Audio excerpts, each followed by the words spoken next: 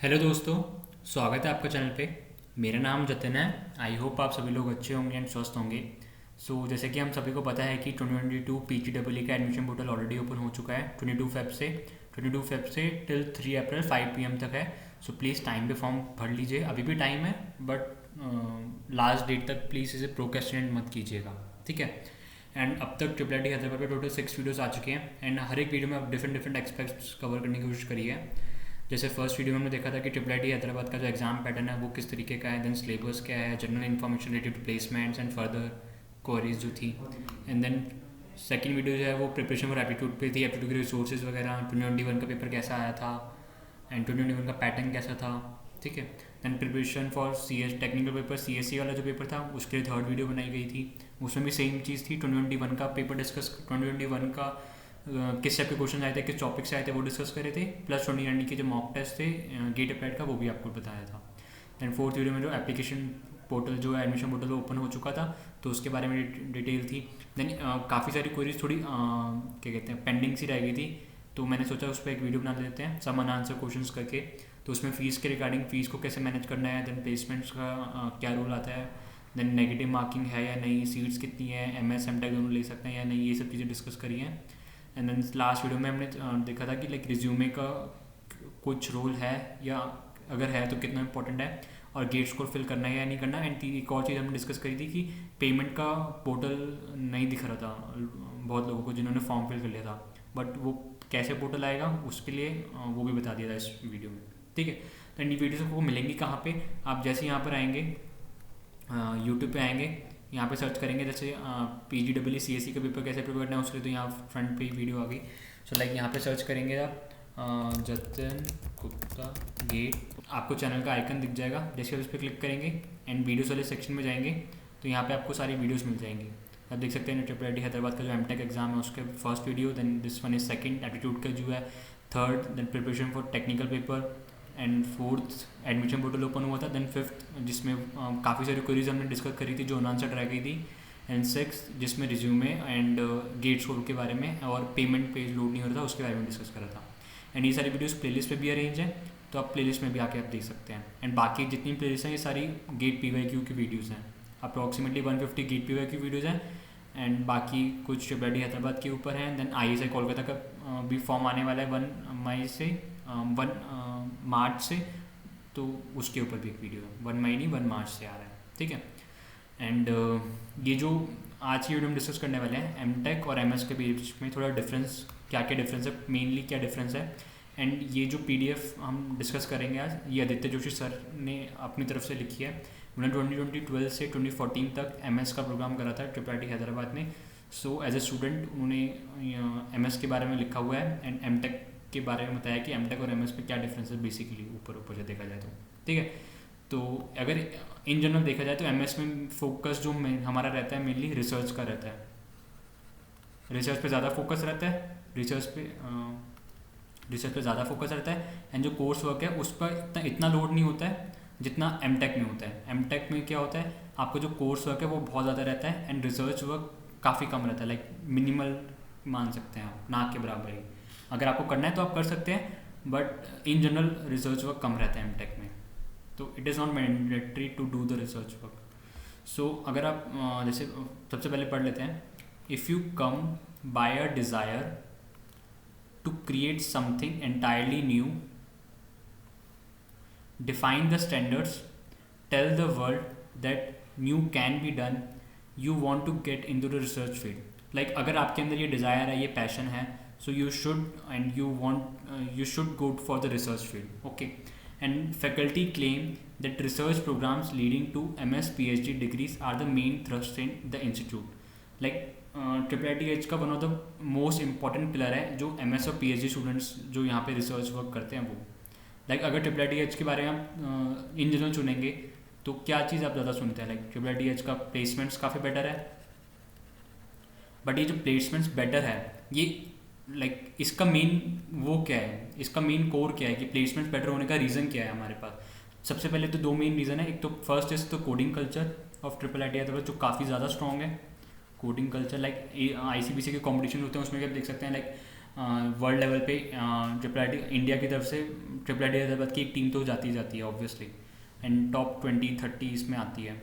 And one of the reason is coding culture and second one is of research. Like triple I Hyderabad main focus है research के ऊपर ध्यान देना. तो triple I Hyderabad के जो फैकल्टीज़ है वो मेन सबसे ज़्यादा जो टाइम देते हैं वो रिसर्च स्टूडेंट्स को देते हैं जो MS और PhD डिग्रीज कर रहे हैं. लाइक लैब्स में वो काम करते हैं, रिसर्च सेंटर्स में काम करते हैं. So like it is one of the main pillar of the triple I Hyderabad. Okay, so ये दोनों बेटर होने की वजह से ये इसको ड्राइव करते हैं. लाइक प्लेसमेंट बेटर ही होगा ताकि तभी नई लाइक बड़ी बड़ी कंपनीज आती हैं, एप्पल, गूगल, माइक्रोसॉफ्ट, गोल्डमैन सैक्स एंड अदर.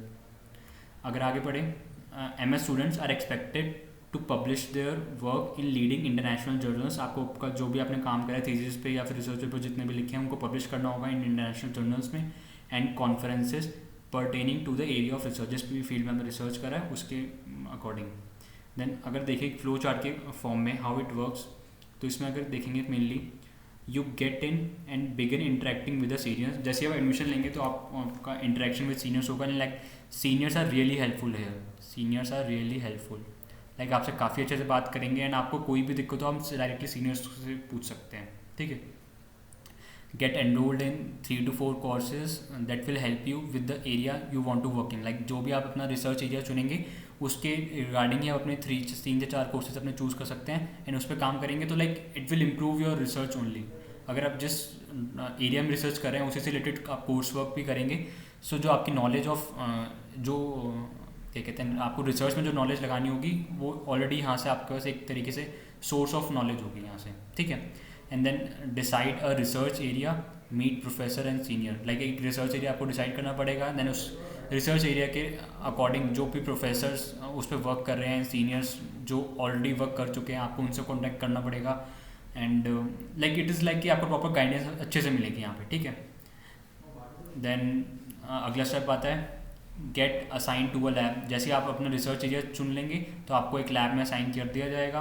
एंड देन उस लैब में आपके पास साथ और भी स्टूडेंट्स होंगे जो उस पर्टिकुलर रिसर्च एरिया में भी शायद आपके साथ काम करें, और आपके एडवाइजर्स भी होंगे. Then choose a thesis problem and read research papers related to it. तो आपको एक पर्टिकुलर थीसिस प्रॉब्लम में काम करना पड़ेगा एंड उसके रिलेटेड फिर जितने भी रिसर्च पेपर्स वगैरह हैं वो सब आपको पढ़ने पड़ेंगे.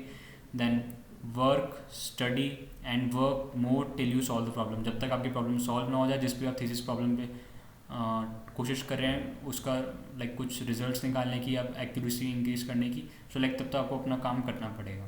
ठीक है. देन अगर देखें during the process you will have published a few research papers. Many professors set a minimum number, like her professors के अपने मिनिमम नंबर हो सकते हैं in top tier conferences of their respective fields. Okay. Before deciding your mind, go through the following points, like some good points and the bad points and the ugly points. तो इसके बारे में देख लेते हैं. Good points में देखेंगे. Then your schedule and curriculum is more flexible and allow you to work more freely. Like जो यहाँ पर curriculum है वो काफ़ी ज़्यादा flexible है, तो इसमें आपको थीसिस पे भी अपना रिसर्च वर्क पे काफ़ी ज़्यादा से ज़्यादा टाइम मिलता है. So that's why it is like good for you. Then you get chance to learn a lot.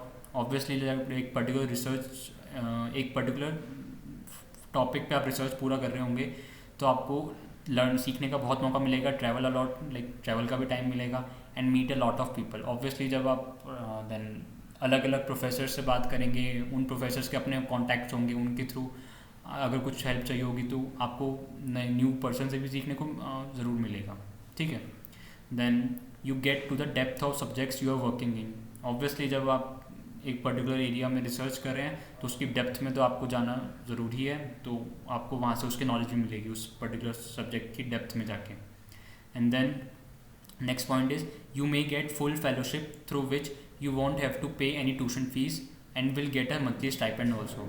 Like अगर आपको फुल फेलोशिप मिल जाती है थ्रू प्रोफेसर और जिस भी लैब में आप काम कर रहे हैं, सो लाइक आपको फिर ट्यूशन फीस पे करनी पड़ेगी. आपको जस्ट आपका जो हॉस्टल और मेस फी है वही आपको पे करनी पड़ेगी. So it is like good for MS and PhD students है. Okay.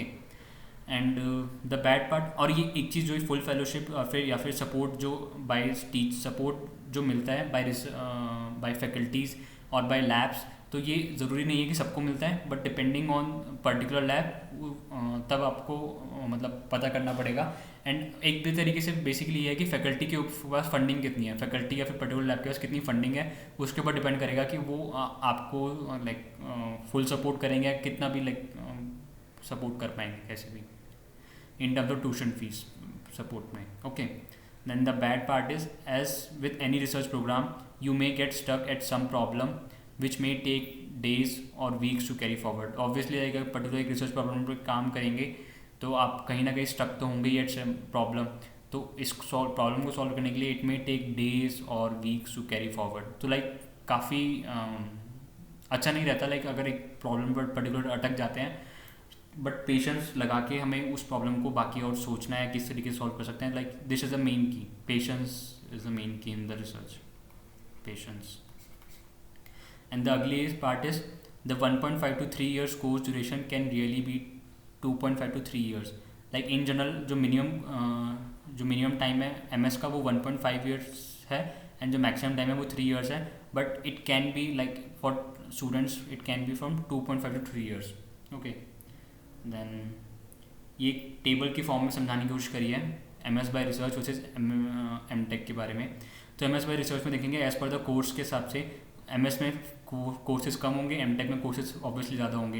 And focus on learning and applying learning to research. Obviously जब आप सीखेंगे कोर्स वर्क से, एंड आपको कोशिश करना है कि आप अपने रिसर्च वर्क कर रहे हैं उसमें अप्लाई भी कर सकें। Then it is more flexible. Obviously like आपको ज़्यादा से ज़्यादा टाइम मिलेगा यहाँ पे रिसर्च वर्क पे काम करने पर, अपने थीसिस प्रॉब्लम जो है आपको उसको ज़्यादा टाइम मिलेगा, एंड कोर्स वर्क को आपको कम टाइम देंगे, तो फ्लेक्सिबिलिटी काफ़ी ज़्यादा है। एंड इसमें देख सकते हैं लाइक काफ़ी रिजिड स्ट्रक्चर है, लाइक 4 कोर्सेज पर सेमेस्टर चलते हैं, सो वही चलेगा। एंड फर्स्ट सेमेस्टर 5 कोर्सेज होते हैं, बट जो 2 कोर्सेज होते हैं वो हमारे हाफ क्रेडिट्स के रहते हैं, सो दैट्स वाई 5 कोर्सेज हो जाते हैं। देन एटीट्यूड वाइज अगर देखा जाए तो get publications, finish thesis. Obviously like public आपने जितने भी रिसर्च पेपर वगैरह पब्लिश करे होंगे आपको पब्लिश करने पड़ेंगे, एंड थीसिस पे अपना जो काम कंप्लीट करना पड़ेगा। And get placed in research and department or take admission in PhD abroad. तो या तो रिसर्च एंड डिपार्ट किसी भी लाइक बड़ी बड़ी कंपनीज़ के, ऑब्वियसली हर कंपनीज़ के रिसर्च एंड डिपार्टमेंट होते ही हैं, एंड उनको नीड भी होती है MS और PhD स्टूडेंट्स की, या फिर आप PhD करने के लिए अब्रॉड भी जा सकते हैं, ठीक है। और मे भी शायद MS से PhD भी कन्वर्ट करा सकते हैं, डिपेंडिंग जब आप एडमिशन लेंगे तो आपको वो सब चीज़ पता चल जाएंगी। एंड फॉर MTech के लिए सब आपको क्या होना है, be great in programming skills and get a cool job. Obviously like placements तो अच्छी होती हैं, तो उसका कोई दिक्कत नहीं आएगी। देन ड्यूरेशन अगर देखा जाए तो मोस्टली 4 to 6 सेमेस्टर रहता है, जनरली अगर देखा जाए तो 3 to 6 रहता है, बट इन जनरल मोस्टली लिखा है मतलब मोस्टली 4 to 6 रहता है, लाइक 2 to 3 years के बीच में रह जाता है। एंड MTech के लिए फिक्स 4 सेमेस्टर रहता है, ठीक है। एंड फीस स्ट्रक्चर देखा जाए तो fees structure covered in fellowship. Obviously अगर आपको fellowship like tuition fees support मिल सकता है by your professor or by your lab, so it is good, like आपको फीस पे नहीं करनी पड़ेगी ट्यूशन फीस, बट आपको जो हॉस्टल और मेस फी है वो तो पे करनी पड़ेगी। एंड आपको स्टाइपेंड मिलेगा वो इंस्टीट्यूट से मिलेगा, ठीक है। AICTE से कोई स्टाइपेंड नहीं मिलेगा, जो स्टाइपेंड मिलेगा वो इंस्टीट्यूट से मिलेगा।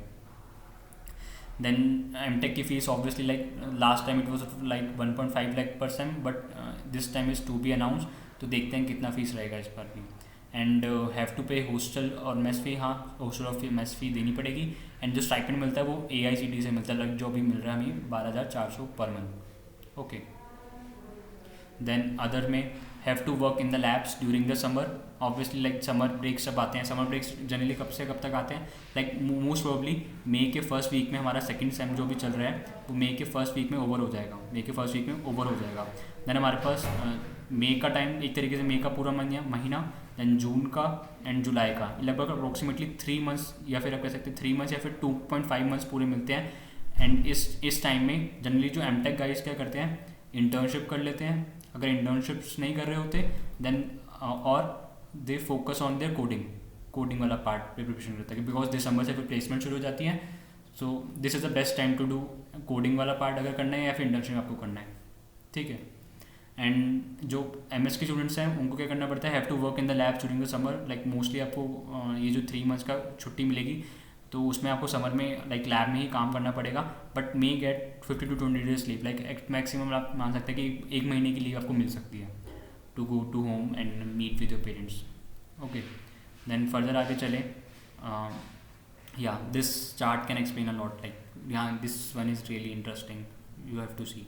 Like, imagine a circle that contains all of humans knowledge. Like, एक सर्कल है, इसमें एक तरीके से आप रिप्रेजेंट कर सकते हैं कि एक सर्कल ये रिप्रेजेंट कर रहा है कि ये सारी जितनी भी ह्यूमन नॉलेज हम क्या कहते हैं एक्सट्रैक्ट कर सकते हैं, ये उस सर्कल को रिप्रेजेंट कर रहा है. Then primary school teaches you a little. Primary school ने आपको इतना पार्ट सिखाया. Then high school a little more. High school से थोड़ा आपका जो है सर्कल का रेडियस वो इंक्रीज हो गया. Then with the B Tech or B E you gain a speciality. Obviously like ये थोड़ा इंक्रीज होने लगे हैं यहाँ पे.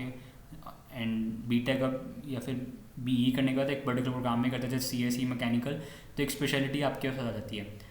And M Tech degree deepens this that speciality covering a lot of stuff in that area. तो like देख सकते हैं पहले से जो ये निप है शार्प हो गई, थोड़ा सा शार्प हो गई है, बट अभी भी इतनी शार्प नहीं है.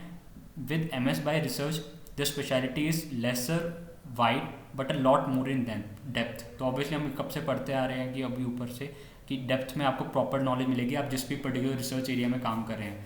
सो ये देख सकते हैं कितनी ज़्यादा शार्प हो गई है. जो आपकी विड्थ है यहाँ पे विड्थ जो है ये कम हो गई है, बट आप एक पर्टिकुलर प्रॉब्लम की डेप्थ में अच्छे से स्टडी कर पा रहे हैं. Then you dig deeper focusing on one area exceeding the boundary of knowledge of the world. Obviously like at a particular time आप एक particular research problem में जितना काम करते रहेंगे तो उससे ये जो सर्कल का लाइक रेडियस है ये इंक्रीज ही होगा. ठीक है, that is difference. The MS and PhDs and research scholars found the round the world are pushing the circle farther, adding to the world, creating a difference. So like this one is the I think best way to किसी को बताना हो कि MS और PhD and research scholars क्या करते हैं for like अपनी इतना टाइम देते हैं 5 to 10 years nearly. Like may be जैसे आप देखेंगे बी टेक हम 21 में कर लेते हैं, 23 तक एम टेक भी कर लेते हैं, तो 23 के बाद वो 5 से 10 साल और कंटिन्यू करते हैं. तो लाइक इट इज़ नॉट कि वो अपना टाइम यूटिलाइज नहीं कर रहे, वो प्रॉपरली टाइम यूटिलाइज कर रहे हैं and creating a difference create कर रहे हैं. ठीक है, एंड अगर आपको MS और MTech के बारे में और भी जानना हो तो यहाँ पे आप IIIT हैदराबाद की वेबसाइट पे आ सकते हैं. तो यहाँ पे जैसे IIIT लिखेंगे, यहाँ पे IIIT हैदराबाद पे क्लिक करेंगे.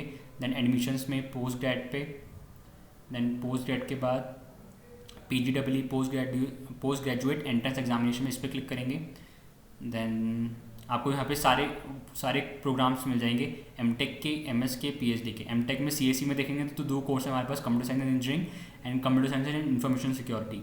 एंड ये वाला जो कोर्स है कंप्यूटर एडेड स्ट्रक्चरल इंजीनियरिंग, ये सिविल ब्रांच के लिए है. लाइक अगर सिविल साइड में आपको कम जाना हो तो इसे कहते हैं केस ब्रांच, तो ये आपके लिए है. ठीक है, एंड MS के लिए भी यहाँ पे दिए हुए computer science and engineering, electronics and communication engineering, civil engineering, bioinformatics, IT and building science.